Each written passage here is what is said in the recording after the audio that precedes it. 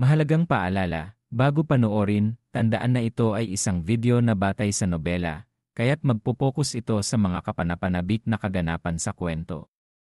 Ang mga imahe ay para lamang sa ilustrasyon.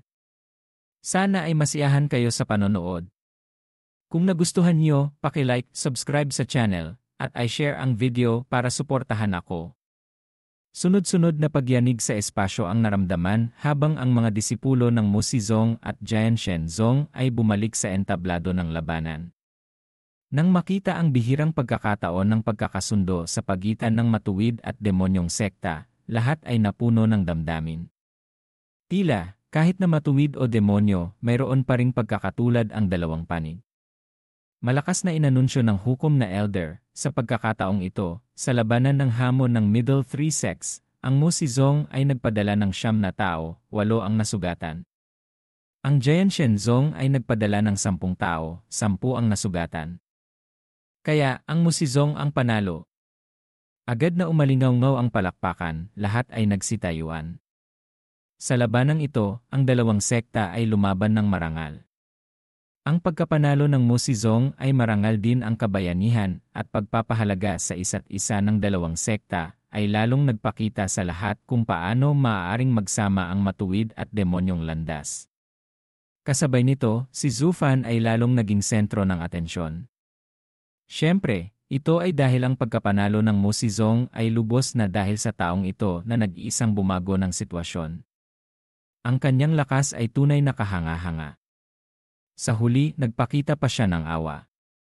Ang 10 taga-Jian Shenzong ay hindi naman dahil dito ay napahiya, na lalong nagbigay respeto sa kanya.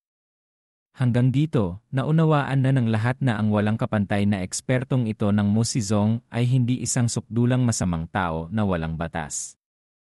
Hindi lahat ay kanyang pinahihirapan. Tumingin si Chu Qingcheng kay Zhu Fan at marahang sinabi, "Nakita niyo ba? Ang taong pinahahalagahan niya, kahit nakalaban, ay makakatanggap ng kanyang respeto. Ito ang kanyang prinsipyo, sa loob ng maraming taon, hindi nagbago." Noong nasa 100 Pil Assembly. Nang marinig ito ng mga babae, nagulat sila at sabay-sabay na tumingin kay Zhu Fan, puno ng paghanga ang mga mata, at marahang tumango. Tumingin ang hukom na elder sa langit at bahagyang ngumiti. "Hahaha! Marami pa tayong oras ngayon. Kung gayon, inaanunsyo ko, magsisimula na ang kompetisyon ng Upper Three Sects." Inaanyayahan ang mga disipulo ng 3 malalaking sekta na pumasok sa entablado. Lahat ay lalong nasabik at nagkagulo. Ang labanan ng Upper Three Sects ay sa wakas magsisimula na. Kumpara sa labanan ng Lower Three Sects at Middle Three Sects, ang pagtutuos sa pagitan ng mga disipulo ng Upper Three Sects ang tunay na kapanapanabik. Ang dalawang panig na ito ay tiyak na hindi magkapantay. Ito ang labanan sa pagitan ng mga pinakamalakas na kinatawang disipulo ng West Prefecture sa hinaharap. Paanong hindi masasabik ang lahat? "Tayo na sa entablado, junior brother." Inunat ni Wu Qingqiu ang kanyang likod sa tabi ni Yelin na naiinip na naghihintay. "Pagkatapos nating ayusin ang dalawang sektang iyon, magiging laban na natin ni Zhu Fan."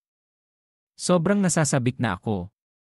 Walang magawang sinabi niyan mo, Yelin, hindi ko alam kung gaano kakalakas, pero kung gusto mong madaling ayusin kaming mga taga Mo Yanzong, hindi iyon madali. Hindi ko iniisip na ayusin kayo. Gusto ko lang kayong itabi para hindi makaistorbo sa aming dalawa, mapanghamak na sabi ni Yelin, saka tumingin kay Zhu Fan. "Teka, malapit na kaming maglaban, hindi pa kami formal na nagkakakilala. Pupunta muna ako para batiin siya." "Hahaha." Pagkasabi noon, naglaho si Yelin, nagulat si Anmo dahil sa sobrang bilis ni Yelin kanina, kahit siya ay hindi na malayan ang pagbabago bago ito biglang naglaho. Lumingon siya kay Wu Qingqiu. Ngunit si Wu Qingqiu ay mapait lang nang umiti at umiling, na tila sinasabing, "Ngayon alam mo na kung gaano nakakatakot ang junior brother kong ito, di ba?" Nagsimula nang pumasok ang mga disipulo ng Upper Three Sects. Si Zhu Fan at ang mga taga-Jian Shenzong ay bumalik sa kanilang pahingahan. Bago umalis ang grupo ni Wen Tao, tinitigan pa rin nila si Zhu Fan ng mga matang puno ng diwa ng pakikipaglaban, na nagbigay kay Zufan ng pakiramdam ng pagkawalang magawa ngunit may pag-asa rin. Hindi niya alam kung anong sorpresa ang dadalhin ng 10 taong ito sa susunod nilang paghaharap. Sa landas ng paghahanap sa dakilang dao, ang magkaroon ng isang grupo ng mga baliw sa martial arts na tulad nila na sumusunod sa likuran para itulak ka ay maituturing na isang biyaya. Dahil ang panahon na walang kalaban ay napakalungkot. Nang maisip ito, biglang nanginig si Zufan at nagmamadaling tumingin sa direksyon ng Tai King Zong, hinahanap ang binatang nagpanginig sa kanyang puso sa takot. Ngunit palingalinga siya, hindi niya ito makita. Bigla, isang malakas na tawa ang umalingaw-ngaw mula sa likuran ni Zufan. "Magaling ang ginawa mo." Siyang siya. Iyon, tinapik ang balikat ni Zufan, sunod-sunod ang papuri. "Noon, natakot talaga ako na hindi ka magpapakita ng awa. Buti na lang, may rason ka pa, alam mong kailangan pa ng ating sekta ng panahon para umunlad. Sa ngayon, hindi dapat makipag-away sa middle three sects. Kung hindi, kapag nagkaroon ng alitan ang dalawang sekta, dagdag pa ang Tian Xingzong na nakaaway na natin, magiging napakagulo. Sa pagkakataong ito, nagkaroon tayo ng utang na loob sa Jian Shenzong. Baka sakaling maging magkaalyado pa tayo." Hahaha. Ang isip mo talaga ay napakatalas. Karapat-dapat kang ang tawaging Butler Zhu. Ngumiti si Zufan at walang magawang bumuntong hininga. Sa pagkakataong ito, nagkamali sila ng akala. Hindi siya ganoon karami mag-isip. Pagkatapos ng Shuanglong meet, alis na siya sa Musizong, bakit pa siya mag-iisip ng ganoon karami? Nagpakita siya ng awa sa 10 iyon dahil bigla siyang nakaramdam ng pagkakaugnay, hindi niya kayang saktan sila. Dahil sa katauhan ng 10 iyon, tila nakita niya ang anino niya noon. Huwag isipin na dahil nag-reincarnate siya ay naging madali na ang lahat, umaasa sa 9 Serenity Secret Records, sa kanyang talento sa formation, alchemy, cultivation techniques, at martial skills kaya naging maayos ang lahat. Ngunit ang mga ito ay dahil din sa naipon niyang kaalaman mula sa nakaraang buhay. Sa mundong ito, sino ba ang ipinanganak na mayroon na ng lahat? Sino ba ang walang mga pagsubok na kailangang lampasan? Ang nakaraang buhay niya ay tulad din ng mga sinaksitian niya ngayon, hakbang-hakbang na nangangapa, alam na hindi magagawa ngunit ginagawa pa rin hanggang sa huli. Tulad ng isang kilinlin, papasok labas sa bingit ng kamatayan bago umakyat sa trono ng pinuno ng 8 emperors. Ito ay isang maliit na bahid ng kabaitan na natitira sa ilalim ng sukdulang kalupitan ng matandang demonyo. Bigla niyang naalala ang mga sinabi niyang siya noon, naramdaman niyang may punto ito. Maraming kaibigan, maraming daan. Kahit naalis siya sa sekta pagkatapos nito at wala ng ugnayan, kung sakaling magkaroon siya ng problema sa hinaharap at kailangan ng tulong, ang mga pagkakaibigang binuo niya ngayon ay maaaring magamit. Nang maisip ito, biglang nagliwanag ang mga mata ni Zufan. Tila mayroon pa siyang pangakong hindi natutupad. Agad siyang tumingin sa itaas ng mga manonood. Ilang sandali pa, natagpuan niya ang lugar ng Muhanzong. Sumigaw si Zufan, elder yang siya. Ngayon, gagawa ako ng kaibigan para sa ating sekta. Sa hinaharap, kahit na magsanib pa ang Tian Xingzong at Suan Tianzong laban sa atin, hindi tayo matatakot. Sumunod siyang siya sa tingin niya, at nagliwanag ang kanyang mga mata, lubos na nauunawaan ang ibig niyang sabihin. Nagmamadali siyang tumango. Mabuti, mabuti. Bilisan mo. Bata ka, mapagkakatiwalaan ka talaga gumawa ng bagay. Haha. Lumapit si Zufan sa harap ng dalawang magkapatid na Han, may pag-aalala sa mukha. Second Young Master Han, Third Young Master Han, kamusta na po ang inyong kuya? Nagulat ang dalawa, mapagbantay na umatras ng 2 hakbang. Nang makitang si Zufan ito, nagmamadali silang yumukod bilang paggalang. Nag-aalala ka pa, Brother Zhu. Sa ngayon, ang kuya namin ay walang malay pa rin, ngunit wala na siya sa panganib. Ha? Kung gayon, mabuti. Tumango si Zufan, saka naglabas ng maliit na porselanang bote at iniabot. Ito ay isa 0 Li grade spirit pill, sanglingdan. Nakakagamot ito ng spiritual soul. Dalhin niyo ito para gamitin ng inyong kapatid, makakabalik siya sa dati niyang kalagayan. Nagulat ang dalawa, ngunit hindi malaman kung bakit, ang kanilang mga mukha ay napakakaiba. Gusto nilang tanggapin ngunit hindi maglakas loob, nag-aalangan. Naramdaman ni Zufan na kakaiba ito, tatanungin na sana niya ng isang malakas na braso ang biglang umakbay sa kanya. Brother Zu, huwag mong sisihin sila kung hindi nila tinanggap ang iyong spirit medicine. Dahil tinanggap na nila kanina ang aking 11 grade spirit pill, Hanyuandan. Sinabi ko sa kanila, ang tao ay hindi dapat masyadong sakim. Dahil ayos na ang kuya nila, hindi na dapat tumanggap pa ng gamot mula sa iba. Biglang nanlaki ang mga mata ni Zufan, puno ng pagkabigla ang mukha. Kailan pa nagkaroon ng tao sa likuran niya na hindi niya man lang namalayan? At saka, mula sa taong ito ay may kakaibang enerhiya na nagbibigay sa kanya ng pakiramdam ng panganib. Lumingon si Zufan. Nakita niya ang dalawang mata na nakatitig sa kanya. Sa loob ng mga mata nito, isang kakaibang apoy ang kumislap at agad na nawala.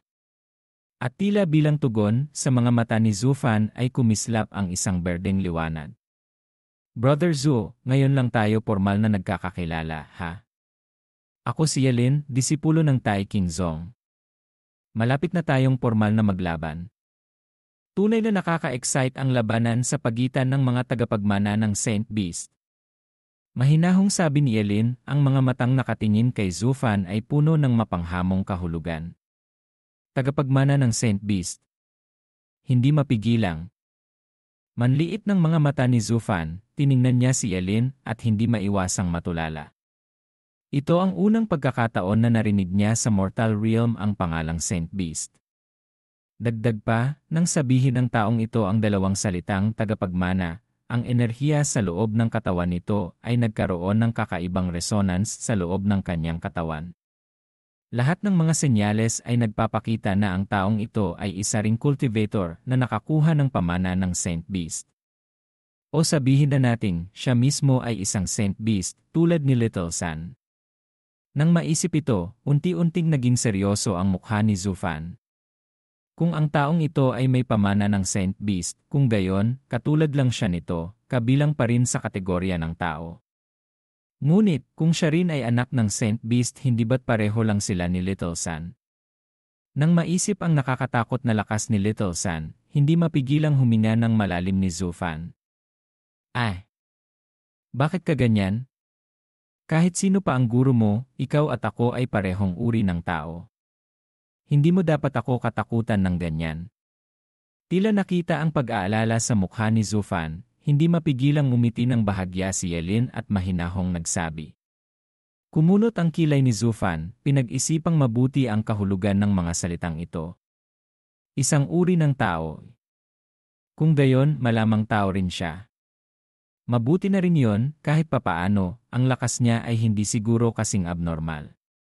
Ngunit, nang makita ni Zufan ang kanyang cultivation level, hindi niya maiwasang mapabigat ang loob. Huaxurium First Stage. Kung pareho silang may pamana ng Saint Beast, ang cultivation niya ay mas mataas ng isang antas kaysa sa kanya. Ito ay napaka-disadvantageous. Kumulot ng malalim ang noo ni Zufan, tahimik na hindi nagsasalita. Nang makita ito ni Yelin, hindi niya maiwasang mang-asar. Brother Zu, hindi ba't napakaastig mo kanina? Bakit ngayon na nakita mo ako, ni isang salita ay wala kang masabi? Huwag mong sabihing natatakot ka. Pero walang dahilan. Ang mabangis na hayop ay mahilig makipaglaban, paanong ang tagapagmana ng Saint Beast ay madaling matatakot? Teka, sino ba ang guro mo? Nakita ko ang iyong purple lightning kanina, huwag mong sabihin di. Ang mga salita ni Yelin ay puno ng sukdulang pang-inis, ngunit narinig ni Zufan ang malalim na pagtatanong. Pagkatapos, hindi siya sumagot kundi binalikan ito ng tanong. Kung gayon, Brother Ye, sino naman ang iyong guro? Ako ang unang nagtanong sa iyo. Sagutin mo muna ako, saka kita sasagutin. Hindi pa huli. Nanlaki ang mga mata ni Yelin, umiti ng mapaglaro. Hindi mapigilang umiti at umiling ni Zufan, tumangging magkomento. Sa mga araw na ito, nakipaglaban na ako ng ilang beses. Sino ang guro ko, hindi mo ba makita? Hindi mapigilang manginig ng kilay ni Yelin, tinitigan ng malalim si Zufan, saka muling bumiti, tumangging magkomento. Tama, sa mga nakaraang araw, nakipaglaban si Zufan ng ilang beses at nagpakita nga ng ilang mga natatanging pamamaraan. Nahulaan na ni Yelin ang 8 hanggang 9 na bahagi nito. Ngunit, ang mga pamamaraan ni Zufan ay sobrang halo-halo. Habang nanonood si Yelin, lalo siyang nagugulat, lalo siyang nalilito. Hindi niya maiwasang mag-alinlangan sa puso. Ang batang ito, kaninong Saint Beast kaya ang pamana niya? Bakit minsan lakas ang ginagamit para manalo, minsan naman gumagamit ng Purple Lightning? Ano naman yung Void Vibration? Ang ganitong uri ng divine ability ay tiyak na hindi pamamaraan ng alinman sa 5 Great Saint Beasts. Ngunit tiyak na hindi ito mas mababa kaysa sa pamamaraan ng Saint Beast. Sa isang iglap, nalito rin si Yelin kaya sinubukan niyang magtanong. Ngunit hindi niya inaasahan na itong si Zufan ay sobrang maingat, walang inilalabas na kahit ano. Kaya't nang asar siya ng matagal, ni katiting na impormasyon ay wala siyang nakuha. Napuno siya ng inis, walang magawang bumuntong hininga. Nandito na ba lahat ng disipulo ng Tai Qingzong? Biglang sumigaw ng malakas ang hukom na elder mula sa gitna ng entablado. Lumapit si Wu Qingqiu, magalang na yumukod, saka lumingon kay Zufan sa mga manonood, at ibinaling ang tingin kay Yelin, sumigaw, "Junior brother. Magsisimula na ang laban, hindi ka pa bababa?" Walang magawang nagkibit balikat si Yelin, hindi nasisiyahang umuso, saka tumingin kay Zufan, ngumiti ng mapaglaro, kumislap ang berdeng liwanag sa kanyang mga mata. "Brother Zhu, itago mo lang. Pagdating ng laban natin, tiyak na mahuhulaan ko kung sino ang nasa likod mo. At saka, yung tungkol sa alchemy at formation setting, dapat alam mong hindi ako nagbibiro." Pagkasabi noon, umikot si Yelin at sa isang iglap ay nawala. Nang muli siyang lumitaw, nasa harap na siya ni Wu Qingqiu, tuloy-tuloy ang pagtawa. Ang bilis! Hindi mapigilang manliit ng mga mata ng lahat nang makita ang eksenang ito, hindi maiwasang matakot sa puso. Ang mga matang nakatingin kay Yelin ay puno ng pagkabigla. Kahit ang dalawang exalted, sa sandaling ito, hindi mapigilang manginig ang mga mata. Nagpakita ng kakaibang liwanag.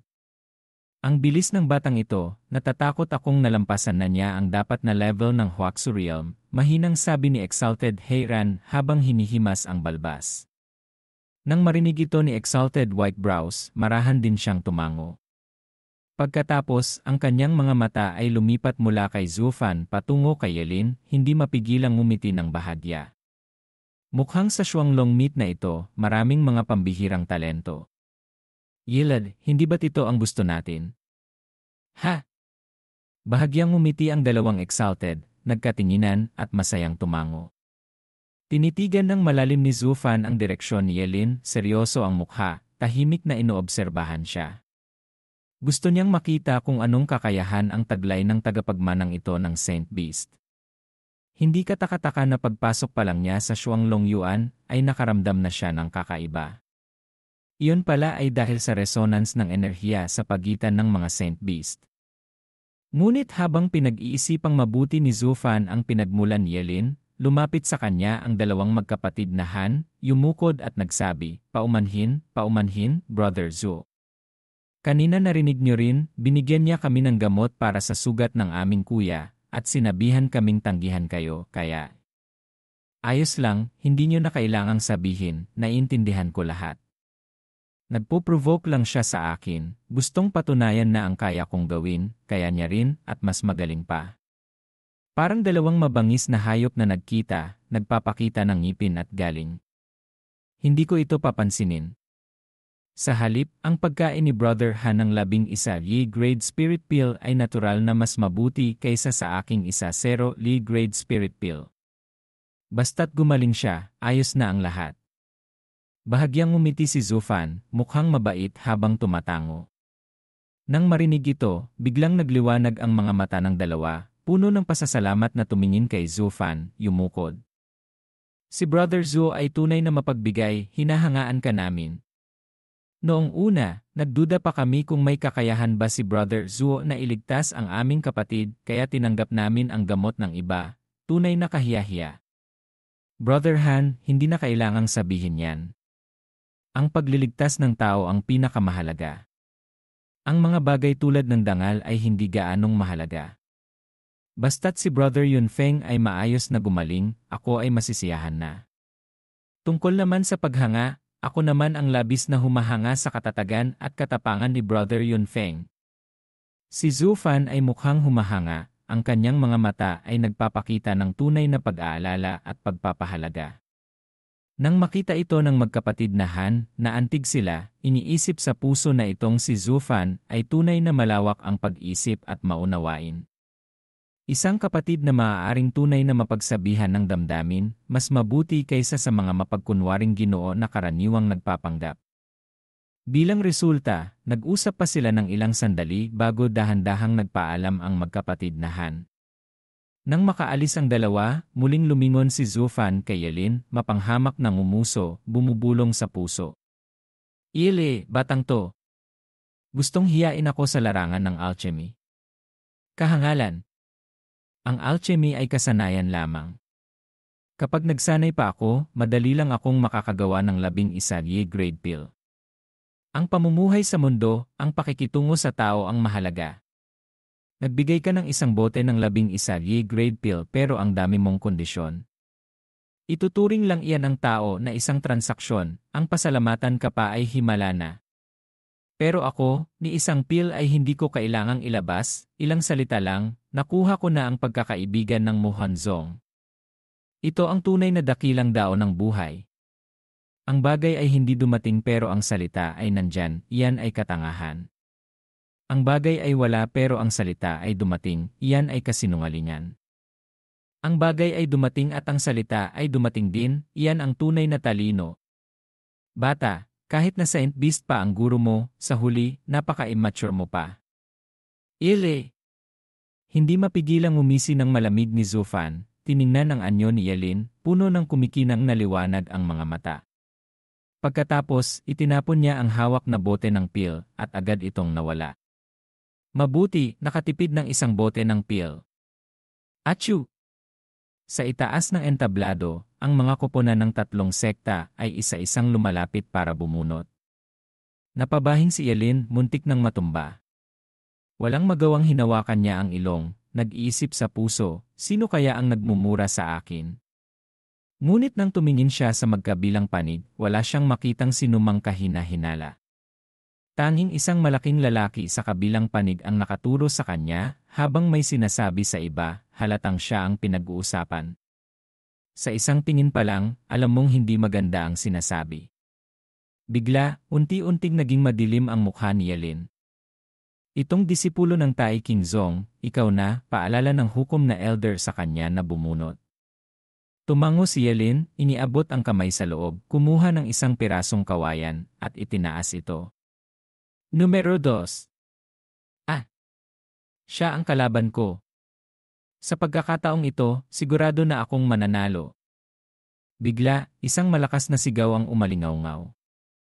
Nagulat si Yelin, tumingin sa direksyong iyon, at nakita niyang iyon nga ang malaking lalaki kanina, na tuwang-tuwa na kumakampay at sumisigaw ng walang tigil. Nang makita ito ni Zhao Dezhu, malakas niyang tinapik ang balikat nito at tumawa. Junior brother, ang swerte mo naman. Nabunot mo ang pinakamahina sa kabilang panig. Sa pagkakataong ito, makakasiguro na tayo ng 2 puntos. Siyempre naman. Ako ay nasa Huaxu Realm 4th stage, siya ay kararating lang sa Huaxu Realm. Kung hindi pa ako manalo, wala nang hustisya sa langit. Ha! Ang malaking lalaki na iyon ay sobrang nasiyahan din, tuloy-tuloy ang pagtawa. Nang makita ito ni Wu Qingqiu, walang magawang umiling siya at mumiti. Bobo at inosente. Kung si Zhu Fan ang halimaw sa Mo Xizong, si Yelin naman ang halimaw sa kanilang Tai Qingzong. At ang dalawang halimaw na ito ay may isang pagkakatulad, napakagaling magpanggap.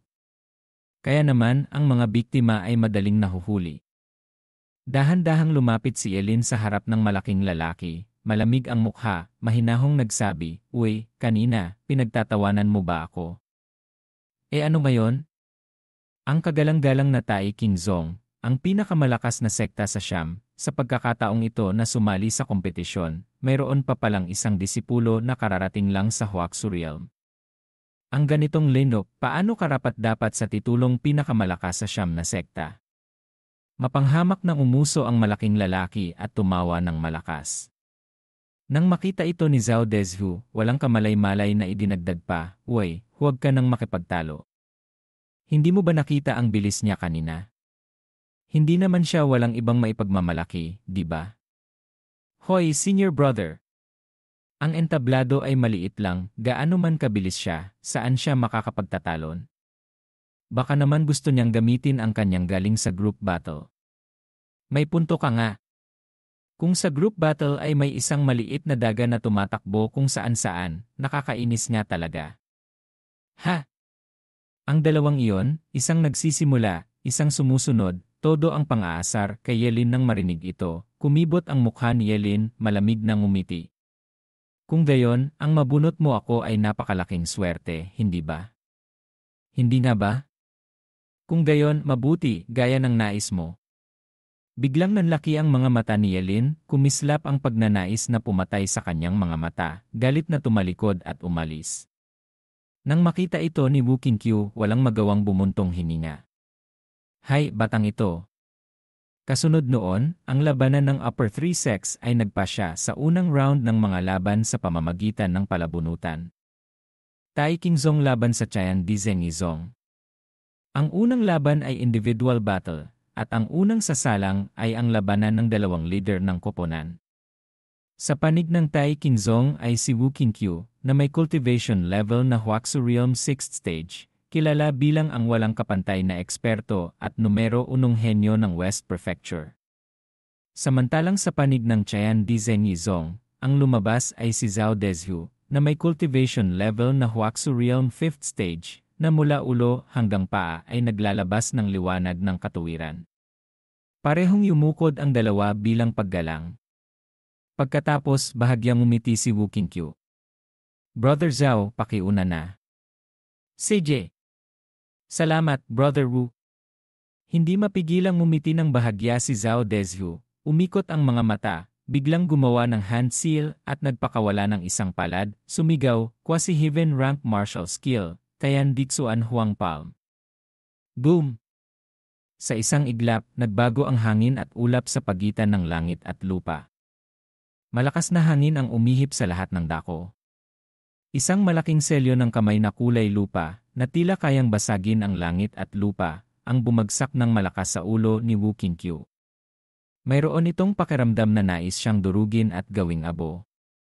Nang makita ang eksenang ito, hindi mapigilang magulat at masabik ang mga manonood. Sa puso nila, humanga sila. Karapat-dapat ngang labanan ng mga eksperto ng Upper Three Sex. Sa unang dalaw pa lang, mayroon ng ganitong lakas na kayang yumanig sa langit at lupa. Lalo na si Zhao Dezhu, tunay ngang isang kilalang henyong disipulo sa Upper Three Sex, hindi nabubulaanan ang kanyang reputasyon, pambihira ang kanyang mga galaw. Kahit ang dalawang exalted, nang makita ang galaw na ito, hindi mapigilang magliwanag ang mga mata, inilabas ang listahan. Hahaha! Magaling ang laban. Brother Zhao, tunay ngang may kakayahan ka. Hindi na sayang ang ilang araw kong masusing paghahanda. Nang makita ito ni Wu Qingqiu, hindi rin niya mapigilang tumawa ng malakas, tuwang-tuwa, na tila nakatagpo ng isang karapat-dapat na kalaban. Sa buong West Prefecture, sa mga kasing edad niya, marahil wala pang 3 tao ang makakalaban sa kanya. At si Zhao Dezhu ay isa sa kanila. Ngayon, ang paghaharap ng dalawa ay tunay na nagparamdam sa numero 1 henyo ng West Prefecture na ito na hindi na sayang ang kanyang pagpunta. Kaya, habang tumatawa ng malakas si Wu Qingqiu, mabilis siyang gumawa ng hand seal. Qingqian Beiri, Teilun Zuan. Whoosh!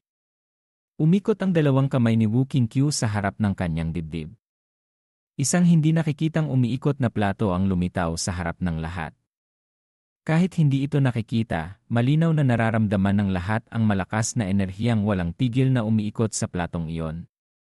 Simula, pagpapatuloy, pagbabago, pagtatapos. CJ.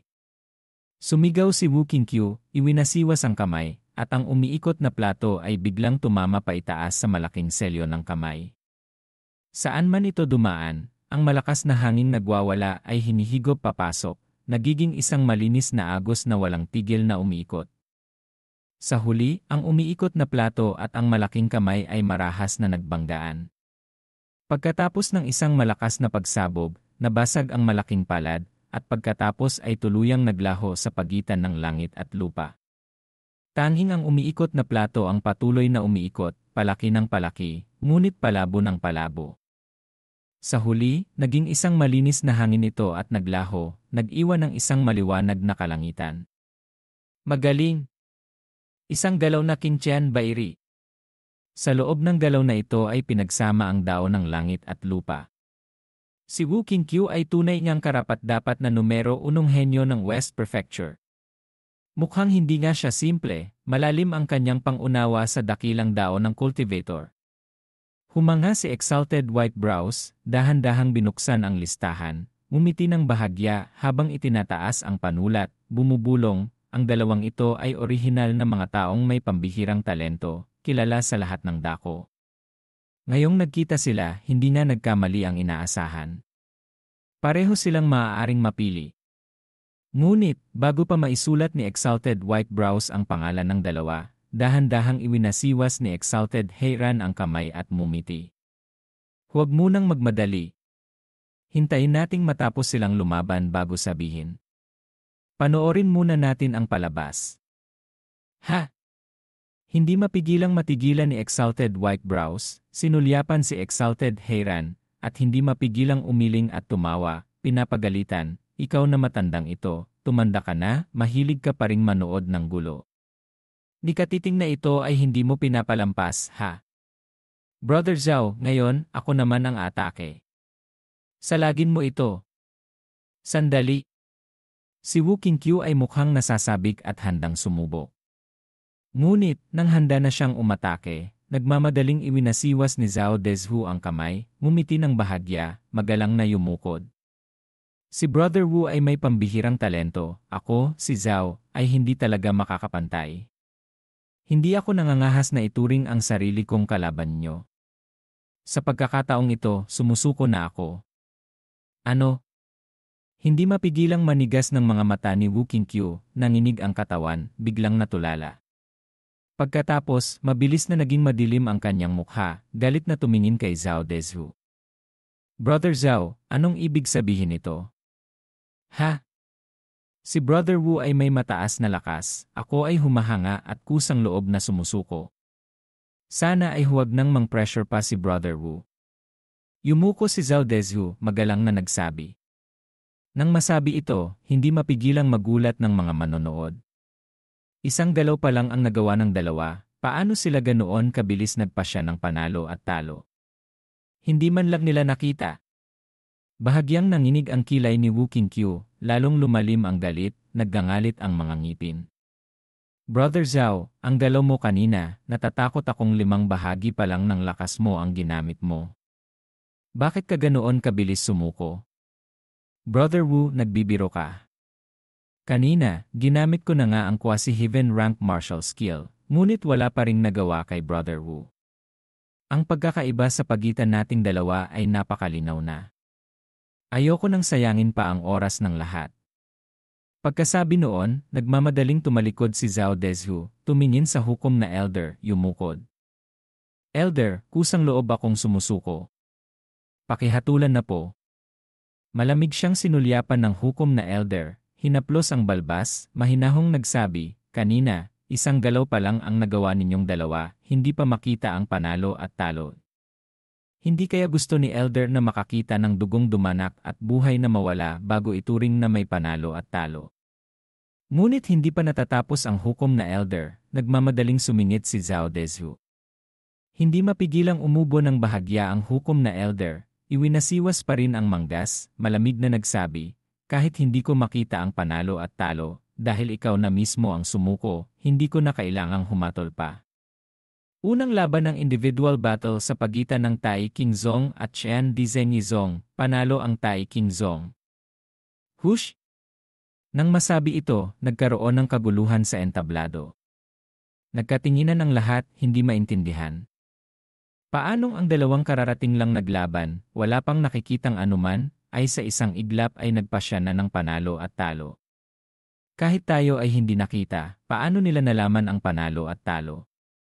Puno ng pagkalito ang mga mata ng lahat. Tanging ilan lang ang nakakita ng dahilan sa likod nito.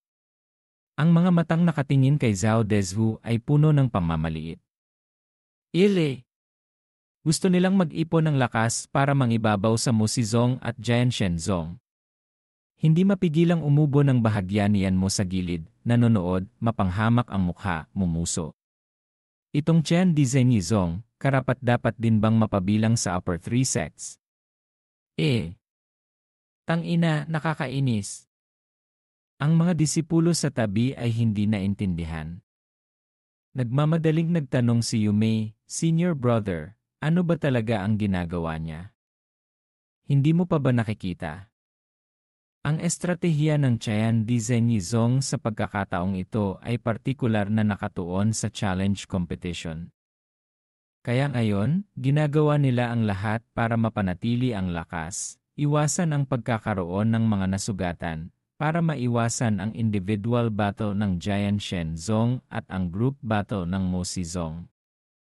Kumislap ang liwanag sa mga mata niyan mo, malamig na nagsabi. Ngunit sa ginagawa nilang ito, kahit na maganda ang kanilang kalkulasyon, nawala naman ang pinakapangunahing katangian ng isang cultivator, ang lumaban sa langit, malampasan ang hirap at sumulong. Ang ganitong uri ng oportunismo, natatakot akong matagal nang nagpagalit sa dalawang exalted. Malamig na ngumiti siyan mo, lumingon sa direksyon ng dalawang exalted sa pinakamataas na bahagi ng viewing platform. Sumunod din ang tingin ng ibang mga disipulo, at nakita nga nila ang madilim na mukha ng dalawang exalted. Ang paggamit ng mga patakaran, pag-aayos ng mga tropa, ay parehong estratehiya. Ngunit ang oportunismo, ang paggamit ng maliit na talino para kalkulahin ang malaking karunungan, ay isang problema sa prinsipyo. Huminga ng malalim si Exalted Heiran, malamig na nagsabi, itong si Zhao Dezhu ay napakatalino, ngunit sa sobrang talino, nawala na ang pundasyon ng dakilang dao. Kahit ang mga taga-middle three sects ay alam na ang pinakamahalagang katangian ng isang cultivator ay ang pagtitiyaga, ang walang tigil na paghahanap sa dakilang dao. Siya ay isang henyong disipulo ng upper three sects, ngunit gumagawa ng ganitong uri ng detalyadong pagkalkula. Ano ang pinagkaiba niya sa ordinaryong tao sa sekular na mundo? Tama ka. Kanina, ako nga ay masyadong nagpadalos-dalos. Buti na lang hindi ko pa siya naidadagdag. Ang taong ito ay nahuhumaling sa kasikatan at yaman, mahirap nang makawala sa pagiging mortal. Hanggang dito na lang siya. Walang magawang bumuntong hininga si Exalted White Brows, umiling, kinuha ang listahan, at isinulat lamang ang pangalan ng isang tao, Wu Qingqiu. Hanggang dito, si Zhao Dezhu, ang numero unong henyo ng Chen Dizengizong, ay tuluyang nawalan ng karapatang mapili para sa Shuanglong Yuan. Ngunit si Zhao Dezhu sa entablado ay hindi alam na natanggal na siya sa listahan. Magalang pa rin siyang yumuko kay Wu Qingqiu at bumuntong hininga. Brother Wu, kahit hindi tayo maglaban, alam naman ng lahat na ako ay hindi talaga kalaban ni Brother Wu. Kaya, sa kaunting lakas na ito, mas mabuting gamitin ko na lang ito sa pagpuksa ng demonyo at pagtatanggol sa matuwid na landas. Pareho tayong kabilang sa matuwid na landas, marahil maiintindihan ni Brother Wu ang aking pinagdadaanan. Naiintindihan ko ang Tamo! Nanlaki ang mga mata ni Wu Qingqiu, bihirang magmura, galit na kinagat ang ngipin. Sa isang labanan, kung hindi mo ibubuhos ang lahat, hindi lang ito insulto sa kalaban, kundi kahihiyan din sa sarili mo. Hindi ka nakarapat-dapat na maging isang cultivator. Ang makipaglaban sa iyo, nasusuka ako. Kung ganito lang, mas gugustuhin ko pang hanapin ang panganay na yaong master ng Muhan Zong o si Wen Tao ng Jian Shen Zong para makipagpalitan ng kaalaman. Ile! Iwinasiwas ang manggas, galit na bumaba si Wu Qingqiu. Huminga ng malalim si Zhao Dezhu, walang magawang umiling. Narinig ang mga buntong hininga ng mga tao sa mga manonood tungkol sa kanya, bigla siyang nakaramdam ng pagiging nag-iisa sa mundo. Bumalik siya sa pwesto ng Tian Dizeng Izong. Isang grupo ng mga sipsip ang agad na lumapit para aliwin siya. Senior brother, huwag kang magalit. Ang ginawa mo ngayon ay para mapigilan ang paglaganap ng demonyong landas, iniisip mo ang pangkalahatang sitwasyon. Paano nila maiintindihan ang iyong pinagdadaanan? Tama ka. Sila, bilang mga sekta ng matuwid na landas, ngunit hindi makilala ang tama sa mali, kasama pa ng mga masasamang tao ng demonyong landas. Hindi tulad ni Senior Brother na malinaw ang hangganan sa demonyong landas, malinaw ang pagkakaiba. Si Senior Brother ang tunay na huwara ng disipulo ng matuwid na landas. Sila ay mga peking matuwid na landas lamang. Tiningnan ng malalim ni Zhao Dezhu ang lahat, hindi mapigilang marahang tumango, bumuntong hininga. Kayo lang ang nakakaintindi sa akin. Huwag kayong mag-alala, kahit nasiraan nila ako, hamakin nila ako, kaya ko pa ring tiisin. Sa pagkakaroon ni Zhao Dezhu, tiyak na mapoprotektahan ko kayo. Hu! Sumigaw ang lahat, sunod-sunod na sumuporta sa kanya. Pagkatapos, tulad ng naunang plano, kung makakakuha ng puntos sa laban, gagawin ang lahat. Kung hindi, magtitipid ng lakas, umakyat. Kumilos ng 2 beses at agad na sumuko. Ang Tai Qingzong ay isang sekta ng matuwid na landas, karaniwan ay hindi pumapatay. Hanggat hindi tayo susuko, hindi masyadong bababa ang puntos. Kahit na sa huli ay nasa ilalim pa rin tayo ng upper 3 sects, basta't mapigilan natin ang Mo Zong at Jian Shen Zong, panalo na tayo. Patuloy na nagbigay ng mga tagubilin si Zhao Dezhu sa lahat. Pagkatapos, tumingin siya sa malaking lalaki kanina. Junior brother, ang susunod na laban ay ikaw at ang pinakamahinang bata sa kanila. Ang Tai Qingzong ay malakas, lahat ng disipulo ay mga eksperto na nasa itaas ng Huaxu Realm 3rd stage. Ang batang iyon ay kararating lang sa Huaxu Realm. Kahit na medyo abnormal ang bilis na ipinakita niya kanina, hindi ba't ang iyong spiritual soul ay espesyalista sa pagkontra sa bilis? Ito ay talagang pagbibigay ng puntos sa iyo. Dapat mong masigurado ito. Ngumisi ang malaking lalaki, lumingon sa direksyon ni Yelin, puno ng pamamaliit ang mukha. Huwag kang mag-alala. Pagdating ng oras, tiyak na alagaan ko siya ng husto. Ibabalik ko ang dangal para kay Senior Brother. Ngunit, hindi niya alam na si Yelin sa sandaling ito ay madilim din ang mukha na nakatingin sa kanya, may kaunting hinanakit na bumubulong sa bibig. Nya. Naglakas loob kang murahin ako. Murahin ako. Samantala, si Zufan, ang tunay na dahilan kung bakit napabahing si Yelin, ay komportableng nakaupo sa mga manonood, nasasabik na naghihintay sa laban ng matinding karibal na ito.